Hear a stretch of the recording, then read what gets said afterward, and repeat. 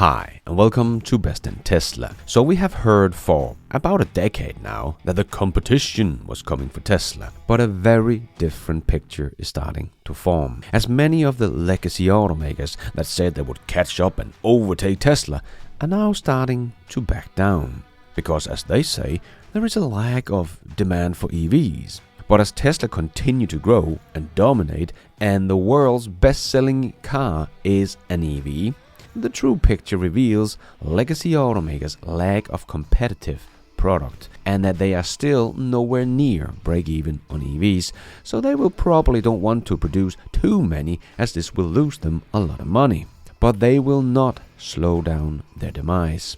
Even if there is not enough EV to meet the demand, the inevitable fall of the ICE cars will happen, as the valley of death will swallow them whole. And it is happening right now. Legacy automakers are locked into bankruptcy, as Tony Seba also just posted on X. It is all starting to happen exactly as Tesla and Rethink Tony Seba has predicted for a full decade. Yep, there is no turning back or slowing it down now. We are way past the point of no return. We are locked in for the collision with the iceberg. So let me show you why, and let's dive right in.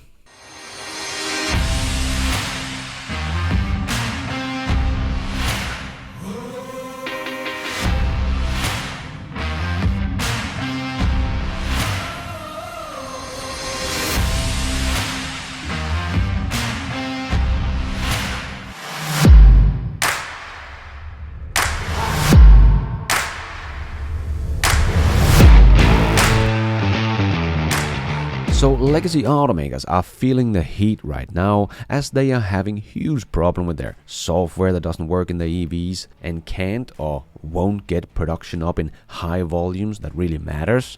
That is pretty much only the Volkswagen Group that has any meaningful volume of EV production of the legacy automakers, but they don't even want to accelerate, but are cutting production. And they still have to spend billions of dollars retooling their hundreds of old, outdated factories. So the old guys are actually starting to back down a little now on their EV promises and production. But this will not slow down the EV adoption much, as one thing they seem to forget is that this will not make ICE cars live longer whatsoever. We do hear all the time, but some have to buy the ICE cars because EVs won't ramp up fast enough. Well, I think we will just see the valley of death being on display. Because we have to remember, EVs are still getting cheaper and cheaper to produce. And within 2 years, Tesla will come out with their compact EV that will cost Tesla about half to produce than their Tesla Model 3 and Model Y platform. And we know ICE cars prices will not come down, as legacy automakers already have paper-thin margins on their ICE vehicles. And Wright's Law is not going to help them much anymore, as there have been too many ICE vehicles produced for us to see another cumulative doubling. But EVs will. As I showed in another video where we talked about Wright's Law. If you haven't seen that one, you should definitely check that one out, link down below. But there I show that we would probably see 4 cumulative doubling just within this decade, meaning at least 15% drop in cost of producing EVs, times 4 this decade. But it will probably be even more, as battery prices are dropping significantly, as everyone is ramping up and also finding cheaper ways to even make batteries, like switching to LFP batteries that does not use any cobalt or nickel, or sodium batteries that doesn't use any cobalt or nickel or lithium, like CATL is already working on, and a whole new way of producing cars, as Tesla is working on with their unbox method. But at least 4 times 15% by the end of this decade. When you can buy a Tesla for $20,000 to $25,000, that will save you even more in maintenance and fuel than the equivalent ICE cars. And let's be fair, you will not be able to find an equivalent ICE car for just $20,000 to $25,000. These are usually cheap little death machines with no software or performance. The Tesla Model Y for $25,000 will run circles around many of the ICE vehicles, even with a sticker price $10,000 to $15,000 more. It will have the Tesla world-leading software and safety and some decent performance. It will probably be able to beat all the Volkswagen's much more expensive EVs as well. But ICE cars are just inferior. They don't really have any fun software, their performance is lacking, and no instant acceleration. They're noisy, they smell, they pollute, and are not as safe. So why would anyone want to buy an ICE car at that point that is more expensive than an EV? As we know, Tesla will also continue to push down the cost of producing their cars in general, so the Model 3 and Model Y will probably also be cheaper at that point as well. Why would anyone pay more to buy a new ICE car that are inferior in every way, that also cost more in true cost of ownership, and you have the inconvenience of having to go to a service center every year for maintenance, and the inconvenience of having to go to a gas station to fill up instead of just filling up overnight at home or at your hotel?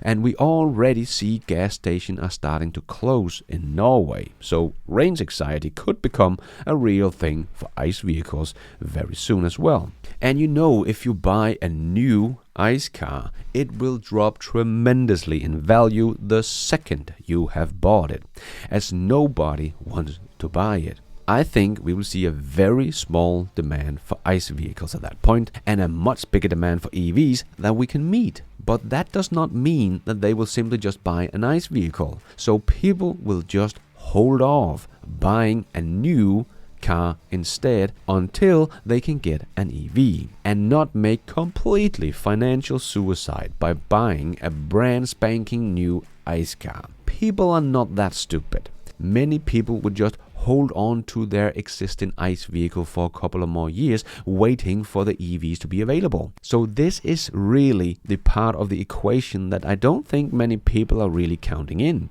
Sure, we might not be able to ramp up EV production as fast as we would like to meet the demand, but that does not simply mean that people are continuing to buying the inferior, more expensive ICE cars. They either will just stick with their 3-year-old or 4-year-old vehicle a bit longer, or if they don't have a car and need a car, they will just buy a used ICE car or EV for that matter, as it will be financial suicide to buy a brand new ICE car. And this will be double trouble for the legacy automakers, as they think they have 15 to 20 years to produce and sell brand new ICE cars. And that is where they will make their money for the next 10 to 15 years. But at the same point, there will also come a time where it will not make sense for them to continue making these ICE cars, as no one wants to buy them. As less demands equals less productions equals higher production cost equals higher selling price equals less demand, and around we go in the spiral of death. We know that the average selling price of the cars in the US has gone up already and is closing in on $15,000. So for the average selling price in the US, you can easily get a Tesla. You can even get a Tesla for much less than the average selling price. But that will probably continue, as the legacy automakers are desperate to find some profits in the ICE business, as they are losing money big time on their EVs.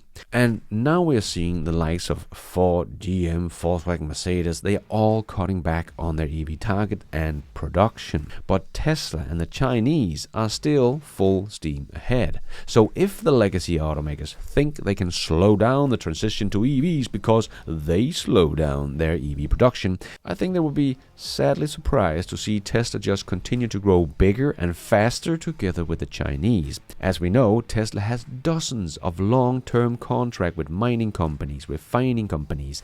As Elon has said, they are not really material constrained, but refining constrained. And that is why Tesla will start refining lithium in their new facility already next year. As Tony Seba wrote on Twitter, Tesla and Rethink saw this coming a decade ago, and that is why Tesla has been planning for this ever since. So they are not going to slow down. So the legacy trying to slow down will just hurt themselves and leave more up for grabs for Tesla and the Chinese. I know Volkswagen is trying to say that people are reluctant towards EVs because demand for their EVs might be falling, because their EVs are simply just not good enough, but it just looks very stupid saying that when the best-selling car in the world right now is an electric car, the Tesla Model Y. So I really don't see much of a slowdown in the exponential growth of the EV adoption we have been seeing. And even if we can't meet the demand for the EVs, they will only create the valley of death, and ICE will still be falling off a cliff, meaning even bigger trouble for the old guys, as they will lose their profitable business at the same time losing market share in the overall car market to Tesla and the Chinese, as they are backing down for the EV target and is not gaining on Tesla. The legacy automakers are locked into bankruptcy. I don't have much hope left for them, as they didn't move fast enough before, but now they're talking about slowing down. That is, in my opinion, just signing their own death sentence. And thank you for watching. And until next time, take care out there and be nice.